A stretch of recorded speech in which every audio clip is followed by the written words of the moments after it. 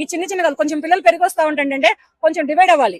రూమ్సే కానీ ఇళ్లే కానీ ఒక మదుగు ఒక పరదా ఉండాలి.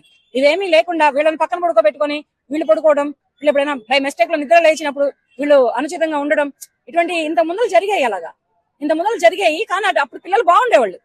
వాళ్ళు అవన్నీ పట్టించుకునేవాళ్ళు కారు. పొద్దున్న లేసామా, స్కూల్కి వెళ్ళామా, కాలేజీకి ఇలా లైఫ్ లీడ్ చేసుకునేవాళ్ళు. ఆ జనరేషన్ లో పిల్లలు బాగున్నారు.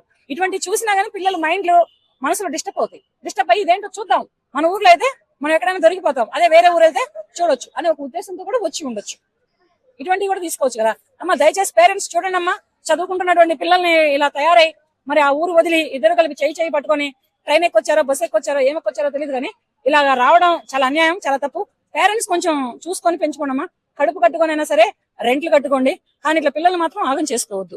ఇటువంటి యువత రేపటి రోజున మన దేశానికి పౌరులు అవుతారు.